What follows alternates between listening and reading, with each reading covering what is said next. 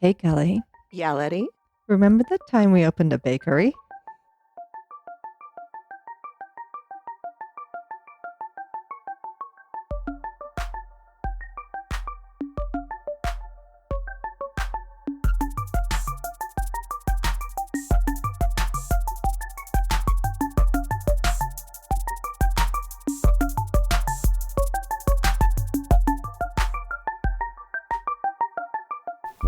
Hi. Hi. How's it going? It's good. How are you? I'm good. Hi, everyone. Welcome. What are we doing? Not quite sure yet, but it's day one. Let's try this. I'm gonna make a really loud pop. It's my coffee. Oh wait. Oh, hi. Welcome to WTH ADHD. With Kelly and Letty. Um, we're here to talk to you because I think many of you are either having a sense or have found yourself in a similar situation to what we have been experiencing, this different chapter, different journey that we're embarking on. So we thought we'd just do it with you. Basically, we both got diagnosed with ADHD. I was 50 years old. And Letty, how old were you? 49. 49. Yeah. So a little, we're at midlife. And to get diagnosed with ADHD midlife has been, shall we say, life changing. Well, I don't know if it changed my life, but I do know that it changed my perspective. It shifted my paradigm about how I treat myself. And that little self-talk that's a constant about the shame and How horrible you are. That was mine, a man. lot of mean talk. Very, very mean talk to myself So sometimes. mean. Oh my God. So mean. I was the worst person in the world. And, Oh, oh, the things I could have done. right? And then there's the newfound grapple and regret where, oh my God, the things I could have done had this Mhm. been diagnosed earlier and I would have had tools and things like that. And I think, that's why when I recognized with my daughter the signs, I was like, I'm not I'm not taking that away from her. I'm gonna try and, you know, be not only a really great mom, but be a great mom with ADHD who can support someone who is growing with ADHD to get some tools. I think we should let people know that um, the reason why I think we both figured out or got ourselves diagnosed was because our daughters both have ADHD. I was very uh, scared to have my daughter diagnosed with ADHD. Once she was diagnosed, went on medication, it was such a humongous change in her. I think that's what made me realize maybe I need to take a look at myself as well. And for me, it was different because, I grew up in another country and it wasn't a thing.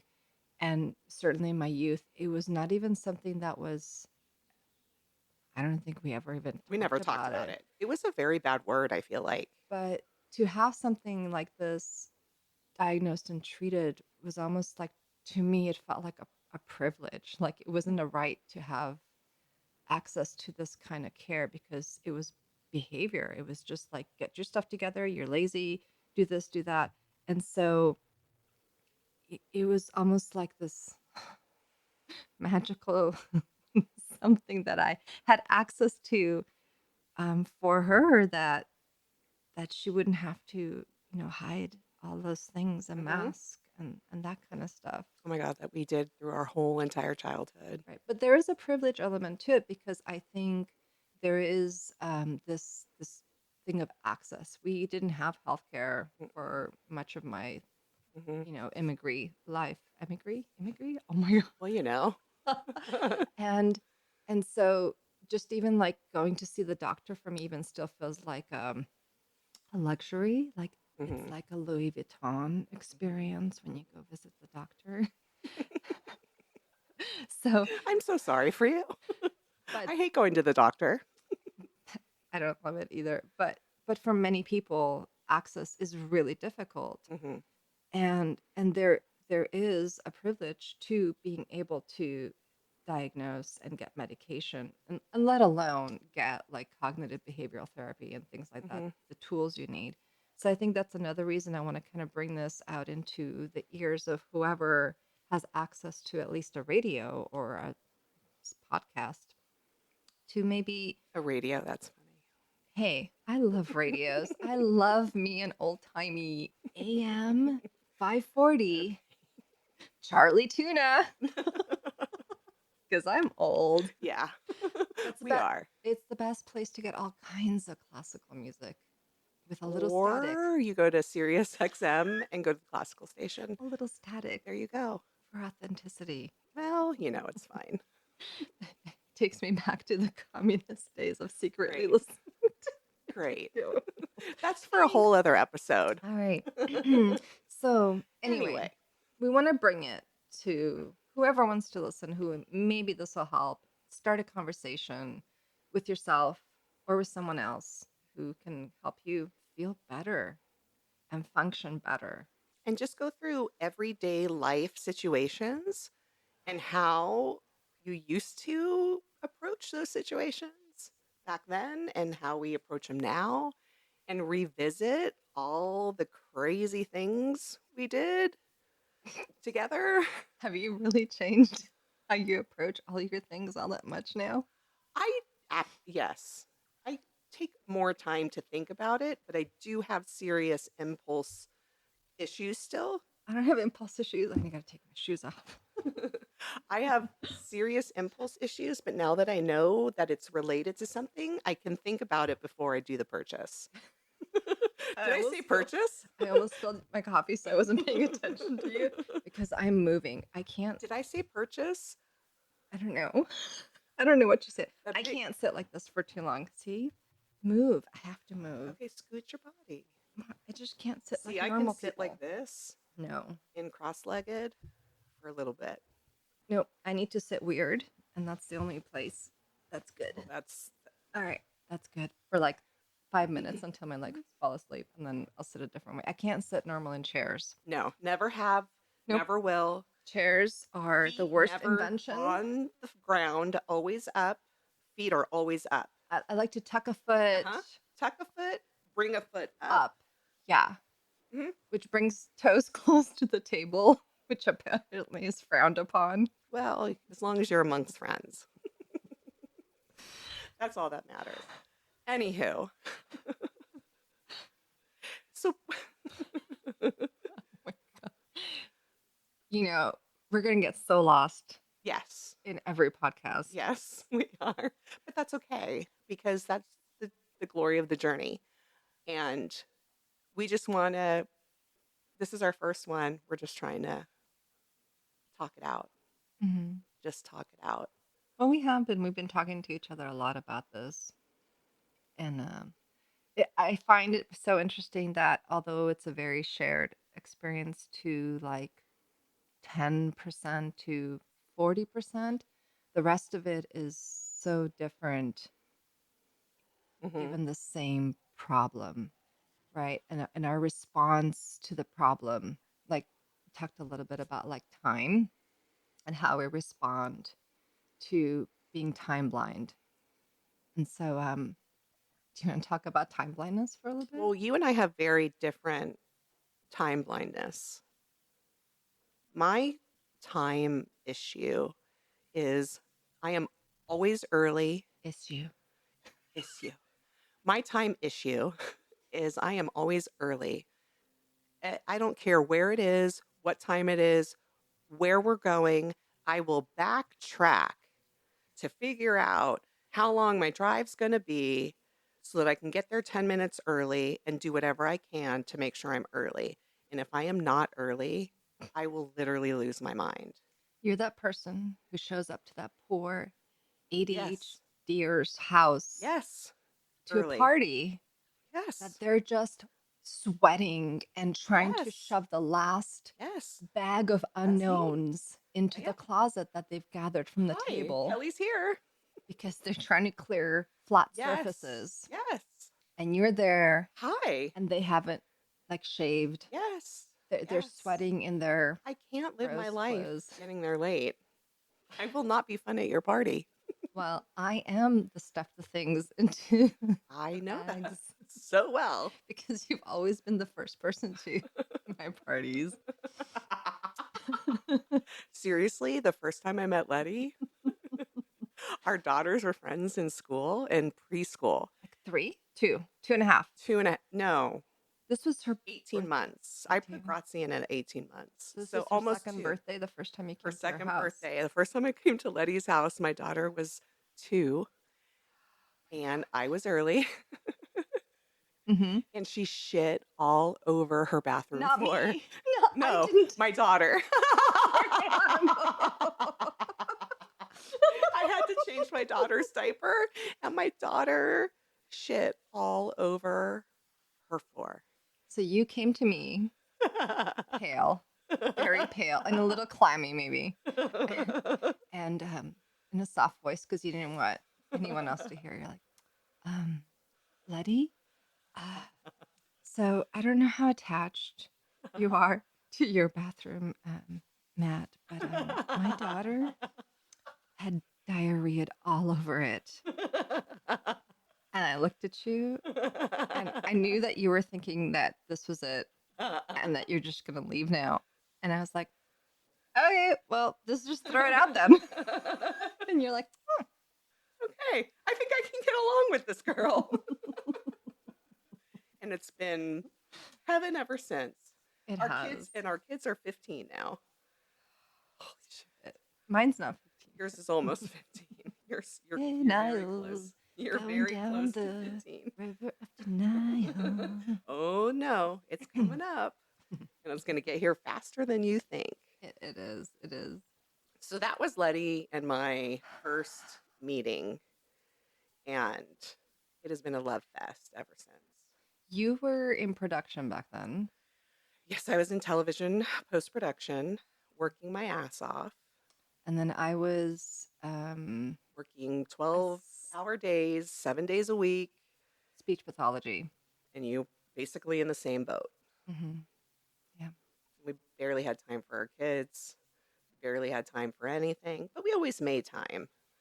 Yeah. And I think, that was that part of that undiagnosed where we kind of do and need to do and go until like you can't Mhm. because you're so overstimulated or burned out or whatever. But just I feel like that time for me was very reactive to my states and all those other things that come with it. And although I didn't feel out of control looking back on it, I think I was quite not in control of my day to day. I mean, I was functioning fine for, I was coping and managing, but I could definitely have done it better Much and would have been kinder. better. So, time blindness, if I can steer us back. So, your time blindness is early. My time blindness is I do the same thing. So, I'll count backwards. How long will it take me to get there? And I'm like, I can do it in 10 minutes because even though traffic says 24, I know a shortcut. Oh, gee. And so I'll count that. And then I can get ready in 5 minutes because I already know what I'm going to wear. And, I have like to do this, this, and this. And that should only take me like 30 minutes max. So I'm going to start getting ready at X o'clock, 2:30, whatever it is. And then it's 2:30 and I'm in the middle of something because I was just distracted by something else that needed to happen. Let's say I was taking out the trash, but then I saw there was a bill on the table that I needed to pay, so I put the bag down. And then I went in line to pay the thing, but then when I opened my laptop, there was a tab open for something I was interested in reading, I was reading that, but opened another tab to pay the bill. And then, I don't know. So it's like now 15, 20 minutes later, I paid the bill, got to take the trash out. So now it's like, whoop. And things just keep chipping And later everything and that I later. feel like will take me so long while I'm in it takes me so much longer than I realize. I Mhm, just don't feel time moving. I don't feel it at all. mhm, If there was no sun or moon, I could just stay up for days and not feel tired and not realize that I need to stop. mhm. And so I'm late, perpetually late. And that's something that I've really worked on really hard over the last 10 years, where I feel like now, because I understand that this is from ADHD being time blind, I have a lot of systems in place, and I'm very cognizant about those systems and pay attention to them, especially when someone else's time is involved. Good. That's really good. I haven't really changed my earliness at all. I've changed where I'm on time now for things that Awesome. need to be on time. Is it really that bad to be early? I didn't think so. If that's something that makes you It feel better. honestly causes Now, me great pain. now if you're early because you know your appointment's going to be at 1 and you don't start any other task throughout your day because you're waiting for that 1 o'clock appointment and you're putting off all these other things because you know that appointment's coming up, then that's maybe not functional either. I say with medication, I'm able to work through that and Okay. not do that all the time. The only place I have amazing, impeccable time non blindness is with ovens. I will walk up to an oven like 30 seconds before it beeps. Oh, interesting. Oh no, I need to hear that beep before I It's touch like I just know. And so somewhere inside me there's a counter. So what are some strategies, I guess, that you use for yourself other than being early? Because being early is something that is an external thing that you're kind of doing. What's the internal talk? Like, what are you doing to yourself? Are you like Oh, I literally, well, I would say most of my life, I am in a panic up to leaving and getting there, wherever I'm going. It doesn't matter where it is. I am in full on panic mode until I achieve where I need to go. you're anxious? Hmm. And as long as I get there, it goes away and it's done and I'm there early and everything's fine. But for me, it's and it's definitely gotten much better over the years. And now, since I've been really paying attention to it, but it would put me in states of panic. How many times did I panic with you? Oh, oh my God. I Like think seriously, I was your time trigger. you triggered me every time we had to deliver an item. Letty and I had a business for some time, and we'll get into that at some point. And yeah, So, why were you ever late and got scolded? Like, why are you panicky about oh, being late? I honestly I couldn't tell you that because I can't remember my childhood that much. I don't really remember much, but I do remember anxiety in my childhood, severe anxiety. So I do remember that. And it's obviously just taken me, it's just been through my whole entire life. That's just the way it is. Um, I have like this like burst of anxiety when I realize I'm going to be late, Hmm. and then wow, there's nothing I can do about it. And then it just goes away. And you taught me that. You taught me that There is nothing I can do about it in all of our situations. Every time I felt we were going to be late for something, even if we were late, it always worked out in the end. And in life, most of the time, everything works out in the end. And I didn't see that for most of my life. Like, no, it's not going to work. If we're not there on time and we don't make it there on time and we don't do exactly what we're supposed to do, there's going to be consequences. The world will It will explode. end. It It will will end. end. It will end. Yeah, And that's how I basically lived my whole freaking life. I will say I probably like ate all my fingernails, during that. Well, there's nothing I can do about it. So I probably have more of that latent anxiety where it's pushed down and it's not on my consciousness. So I'm sure I'm experiencing a lot of anxiety, but maybe I'm so used to having to push my emotions down and not exhibit them that I think even to myself I'm not recognizing that I am anxious, Mhm. and maybe I channel it in other ways. Sure. How do I Absolutely. channel it, Kelly? You pick up a freaking piece of yarn and start making a lanyard out of it. That's how you do it. Knowing you grab some twigs and some string and build a birdhouse. That's how you channel it. That's true. That's how Letty does things. Letty grabs some tape and a nail and she will build you a hammock. Okay? That's what Letty does. Coming to Hobby Lobby, anxiety crafting. We'll be showcasing. Anxiety crafting. That is brilliant. We'll be showcasing anxiety suppression crafts. Anxiety crafting. I freaking love that. We are very crafty. We're very crafty people. Crafty, crafty, We love to crafty. craft. You more so than me, but we like to be creative. I guess that's more of, I guess, the way to put it. Or as I call it, hoarding. That is the truth. She is a hoarder. Because I hyper focus on a craft, and then naturally I have to acquire all the things that pertain to that craft as if I were an expert who Yes. has been doing it Yes. for 20 years Yeah. after watching a YouTube video. Oh yeah. And I will have all the things needed to create a lifetime worth of Of that said art craft. or craft. And Never do it again.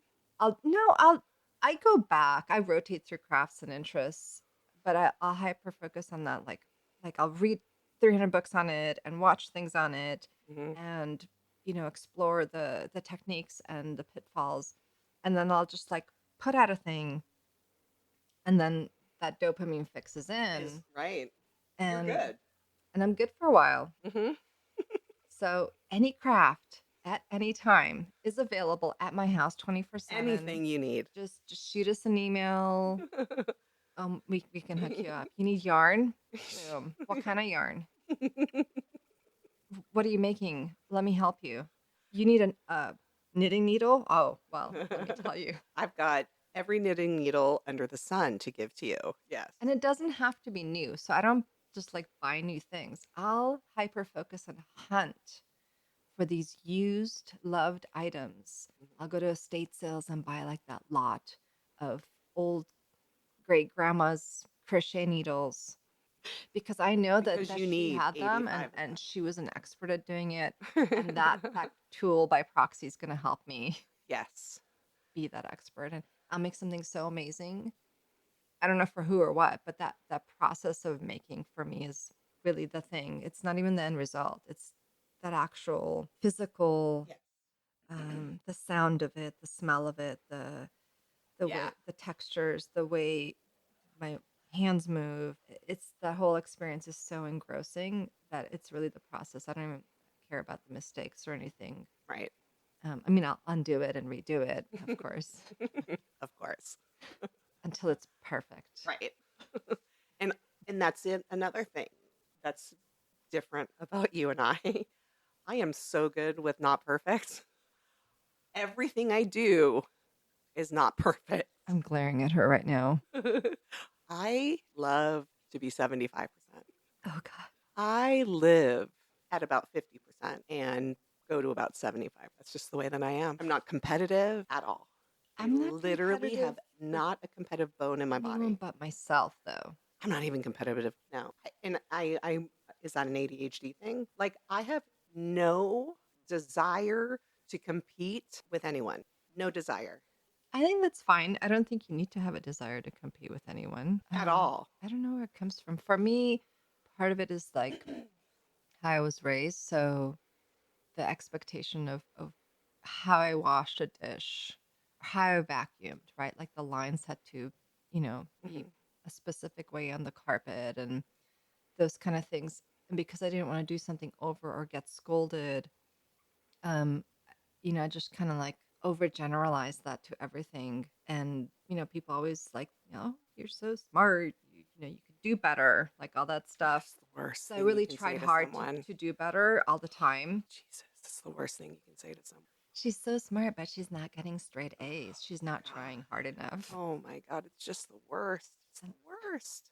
maybe if I opened a book. Nobody knows that. Nobody understands that. Nobody understands that. Oh, it's so hard. Yeah.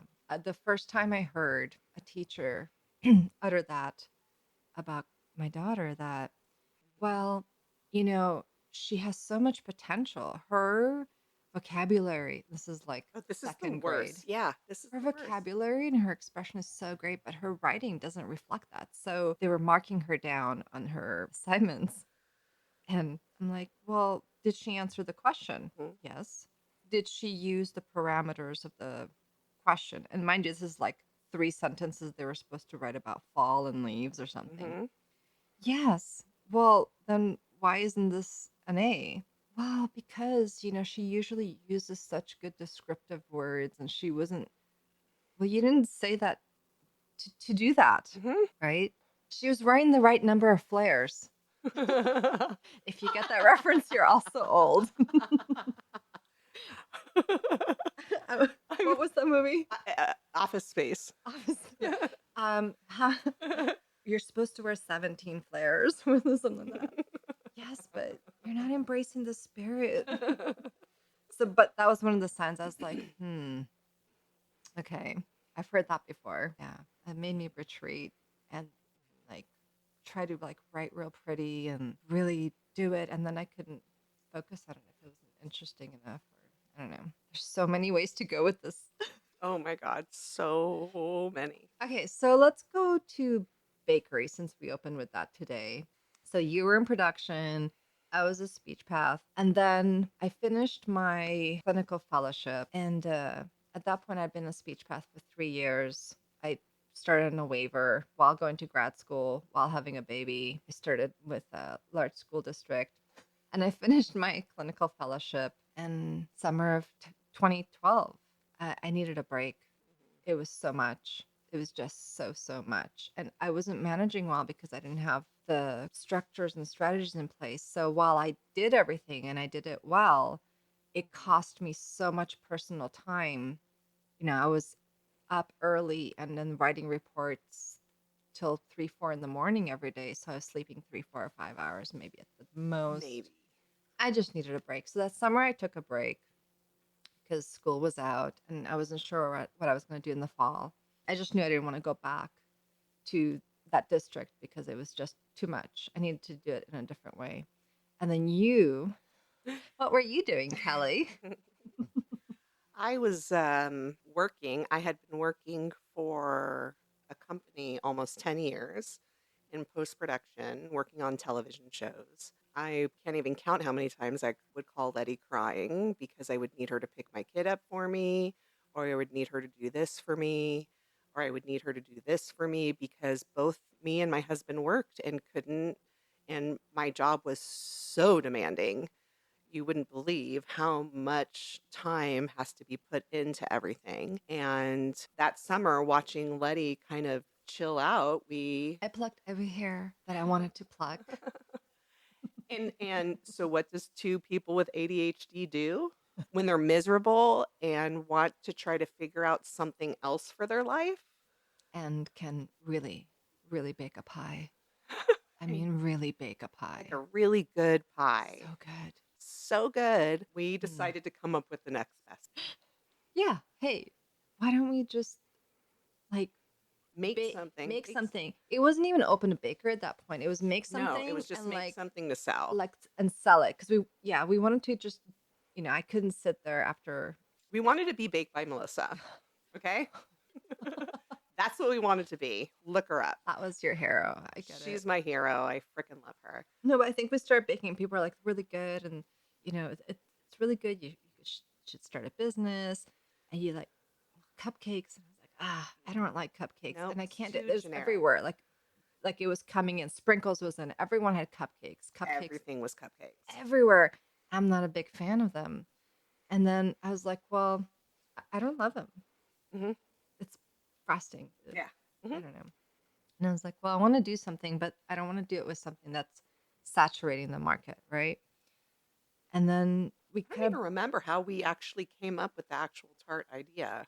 well, I thought of tarts. I thought that'd be a really great thing because it's like a finer pastry, but it's still small because I understood that the market was asking for something small, Bite right? size. Bite size that you could just grab and go. You could do variety. And then, tart was kind of making sense. And so we started like figuring it out, but then there was that crumbly shell, which was really irritating me because it's not perfect. Hmm. Because if you bite it, it crumbles on your nice dress or whatever at a party, and then you get your fishing crumbs out from your Your boob cleavage. cleavage, your She's showing me her décolletage. cleavage right I'm now. not, oh my, I'm I'm gesturing towards my cleavage. I'm not showing you my cleavage right now. Um, so then we started We went figuring out. through, yeah, we went through, so we hyper focused, Oh, I read big so many time, books hyper focused on creating tarts. And we with the wanted to make perfect shell. with the perfect shell, and they were going to be mini tarts, bite sized tarts. And once we actually came up with a final product and we started to create it, I came up with a really good idea. You did. I did. I was going to quit my job.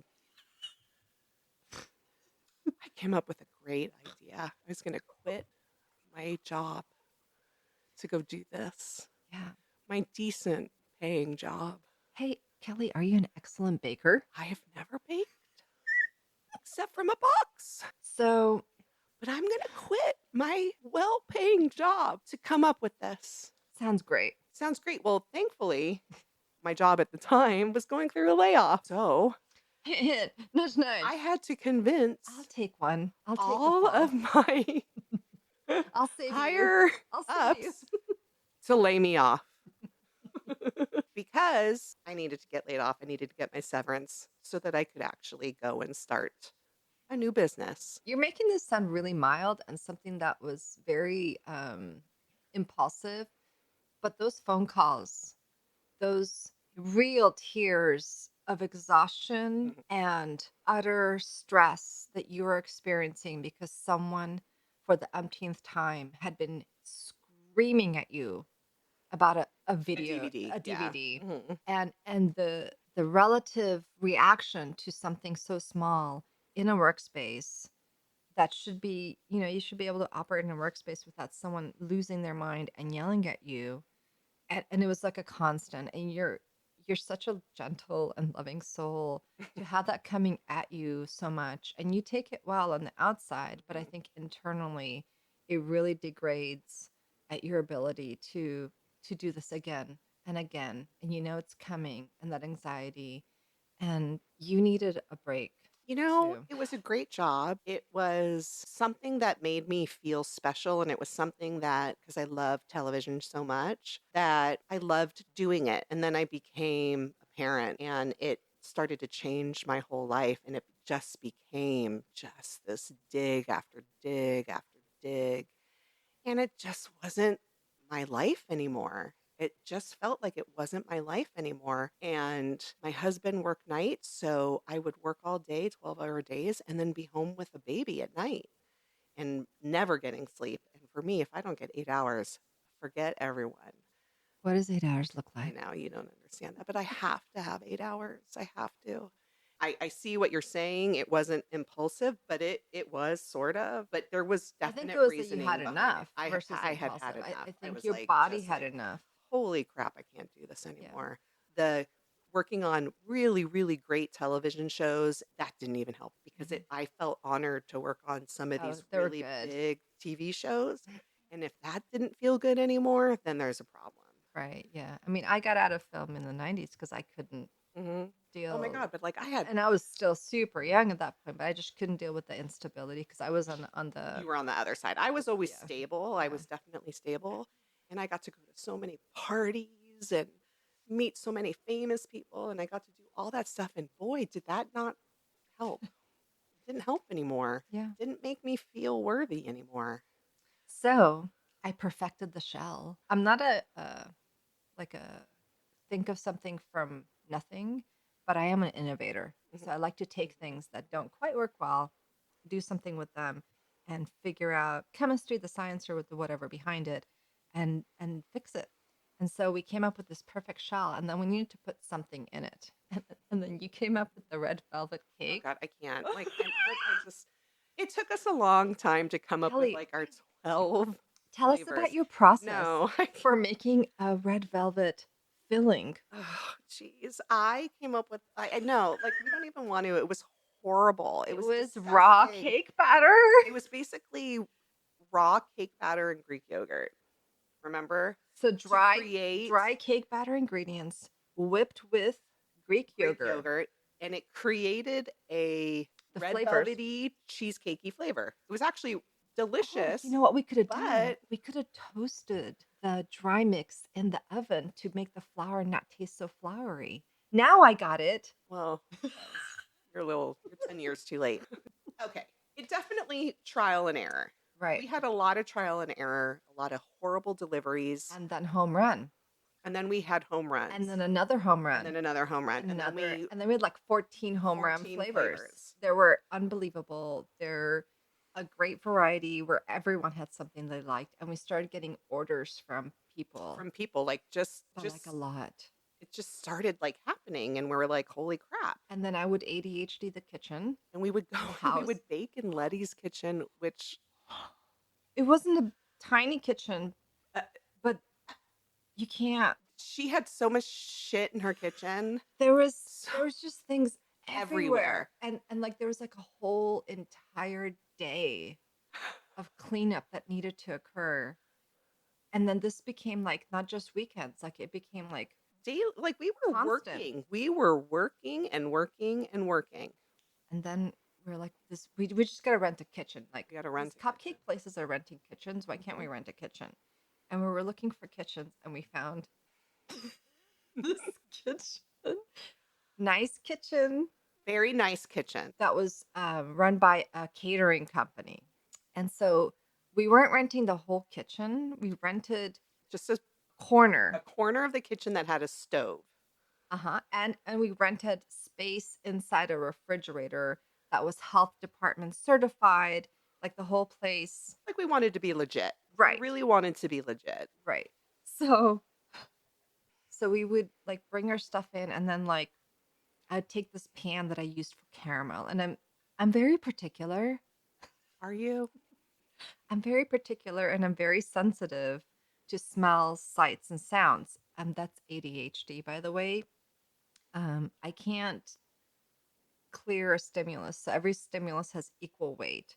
So if I take a pan and it smells like onions, that onion is like in my mouth, in my face. I see the onion, like it's big, Hmm. and all I can think of is onion. And then I feel like everything else that that pan touches is now going to be onion. Ugh. Right. And that was my caramel pan. It was perfect height. It was like perfect everything. So I get like so mad for people using our stuff. Okay, keep going. So it was working well. And it was awesome because not only could I bake nonstop, it was across from my gym. Oh my God. And we could get massages once a month. And I could work out because I had so much energy so that I could actually like throw in a workout in between like physically baking and pressing tarts and then like go play with our kids like because we had to go pick up our kids. So we'd like everything had to be done by the time school was out. So we'd run and get kids. How did we do I that? don't even know how the hell we did that. My niece and nephew would come and help us at the kitchen and make tarts with us. It was just such a such a weird, And then it kept getting better and bigger. And then better and bigger. we You're, were going to yes, stay there for a while. the goal. That was the goal, to stay there and try to get this business going. There was a little bit of a conflict between the guy who ran the kitchen and us. He was trying to like intertwine us into his business. So we would bring dessert because they didn't make dessert. So we were the dessert for them. But then he wanted us to be like, he was treating us like we were working for For him. him. Like, Yeah. like now he owned us, but we were a separate business and it wasn't really clear. And they had really no respect for our product. And we would like find our stuff shoved in places, or it was so hot and his AC was broken. So you can't um, make things with chocolate in a 118 Yeah, degree that kitchen. doesn't actually work really well. No. So we would lose product and time. And I'm a very much of a pacifist for conflict. I'm not pacifist, but I shy away from conflict. I try to avoid it at all costs. Um, some say that's part of ADHD, where you just avoid conflict at all cost I because it's something that you can't um, executive function wise Right. mitigate, and I don't know, it's too much. Anyways, that's me. And I'm generally a non-confrontational person, but I stuff it deep down inside. But there was this one incident where I guess it just came to a head, and we were like late for something or whatever it was, because I was probably late. And I was glazing these pecan tarts with apricot glaze, and something was ruined. And Kelly was trying to talk to the owner. And Kelly is not a very tall person. Kelly is I'm 5'6", right. 5'7". I'm 5'7". The owner was 6'4". Mhm. Yeah. And at one point, I see Kelly get up on her toes and just go like chest to chest and poke her finger at his face and yell at the top of her lungs, "How dare you!" And I just kept glazing, glazing, glazing, glazing, glazing, look away, glazing, glazing, glazing, glazing, look away. Well, look, two businesses in one place. No, you were in the Treating right us, though. and then You were he in the treated right. us like complete dog shit. And when you come at me to my thing, I will fight you. I have something Scrappy. inside me that will come out and make me not scared and attack. And he came at us. Oh, He and came at physically too, like us, he came up on you. and I came back. He got so scared he ran into his office. He was a athlete, very well built, and he Ran backed into his down. office, and I ran after him. I ran after him. He told me to get out. I was The like, whole nope, staff is like cooking, cooking, nope, cooking, cooking, I am not cooking. getting out. You cannot treat us like this. It was awful. And in the end, we got our stuff out that day, right? Or the next day.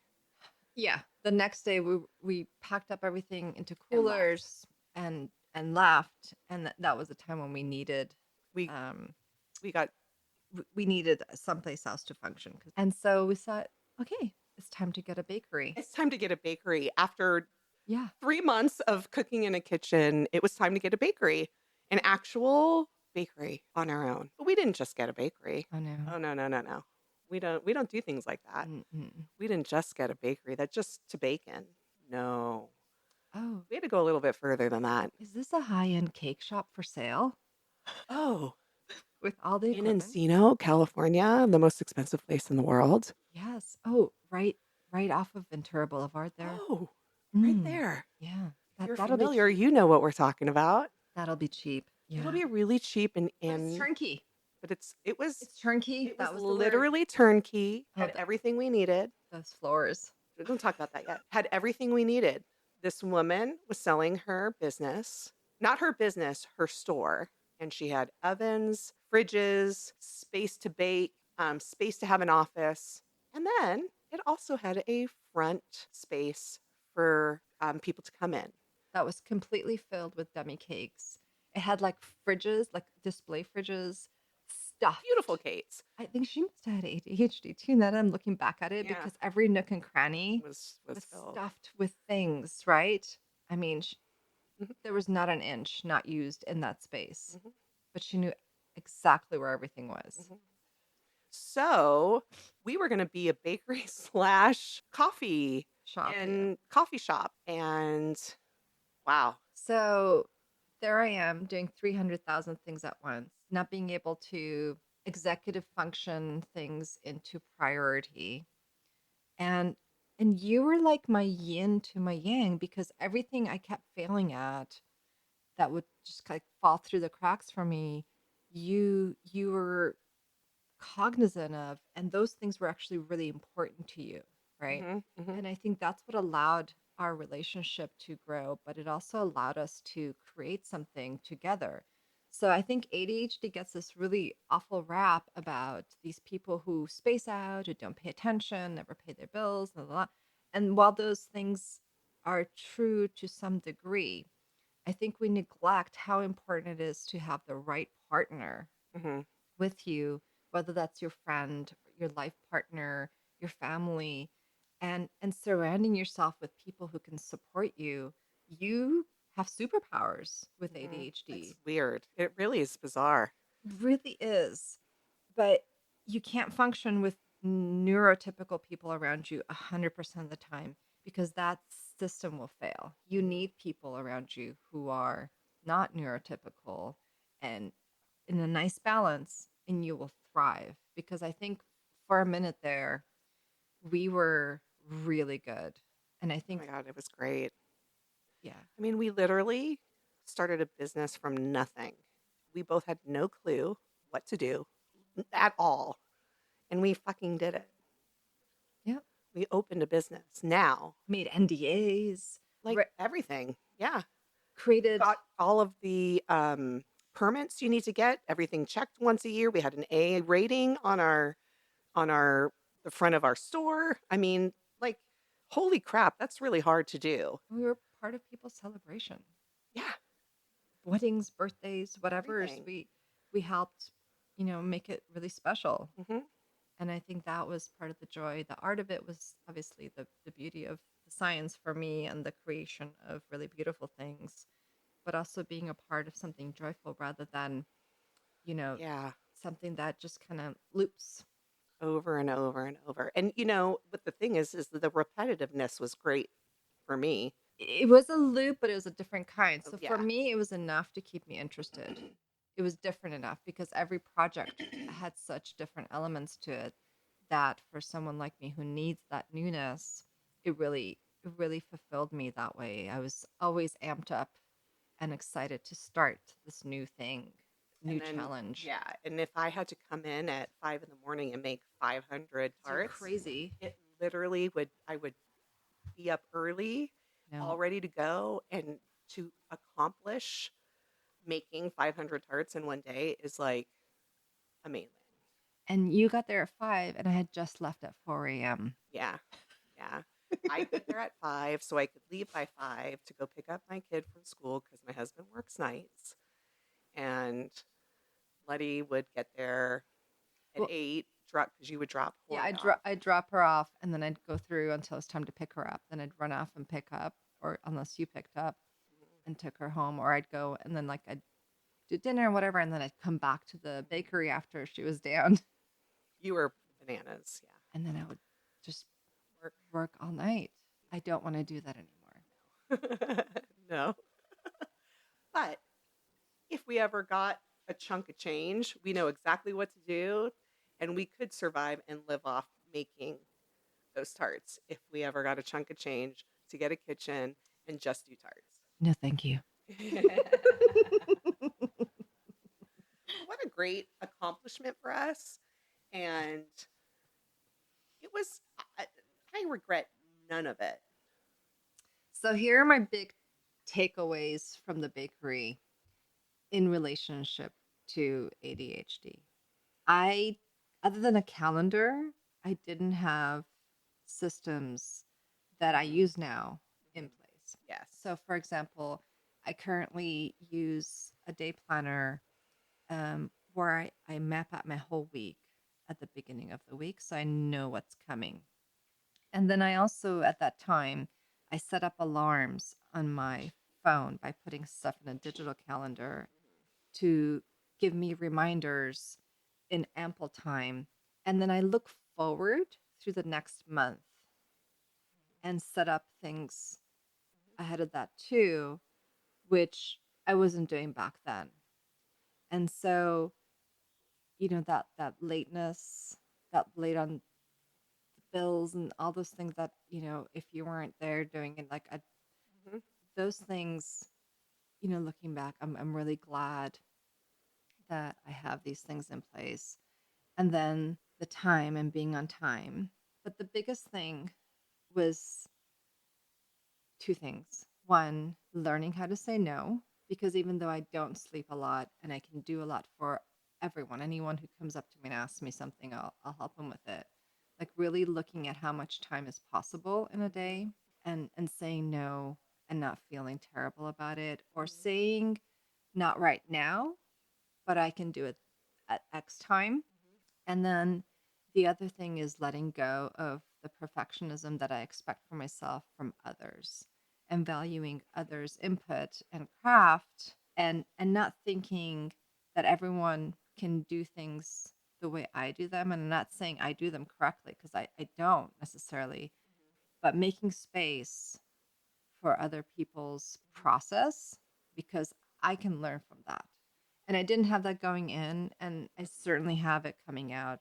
I'm more patient and it doesn't bother me anymore. I kind of try to find their process in something and see how I can incorporate that Mhm. into my thing. So those are That's my awesome. those are my big That's a takeaways. lot. Good job. You did a good job. Oh, you did an amazing I job. think we both did great jobs. What did you take away from the bakery?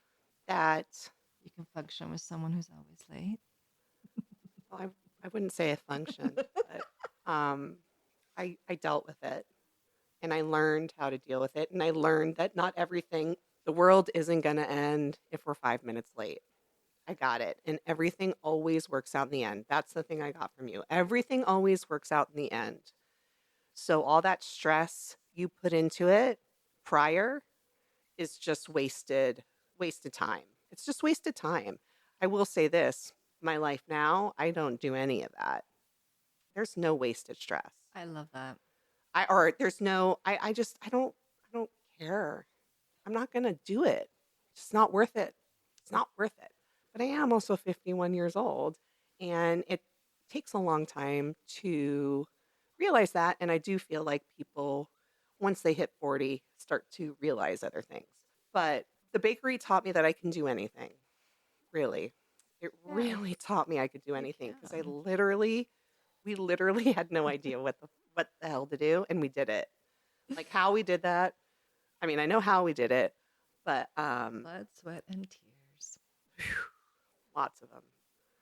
Lots of them. But what a great time it was. And then the only reason why it had to end was because unfortunately, I had been out of work for 3 years at this point and I couldn't survive. I couldn't survive anymore. Like I went through every ADHD thing you could do to get money. I got rid of all my 401ks. I did loans. I did lots of things to stay and we just couldn't sustain Right. And I in our think, family right. And that's without that extra paycheck because we weren't getting paid because we were the owners of a business. right. And that's And, very understandable. but I think that in itself is something that, we didn't have a business plan written Right. out going in. So Right. there's a lot that was, I think, impulsive. Very I would do impulsive. it very differently now, Yeah. knowing those pitfalls. Hmm. And I think that's an ADHDer tends to be more of an entrepreneur, and we go out there and we do things and we try things, Hmm. but we don't plan. Planning is not our thing, and you have to for Hmm. a business to be successful. You're just setting yourself up to fail with something that could be amazing. Amazing. So Hmm. you need to partner with someone who can do that. and love them for it. And I think that's something I would do very differently going into a new endeavor for sure. Oh my gosh. So So much more knowledge now. so WTH ADHD. What the heck? What the heck? Should we talk some more about this next time? I think we can continue on it out in the next episode. Okay, great. Absolutely. Um, would you like to sign us off? Thank you for listening to our first episode. This is Kelly and Letty with WTH ADHD.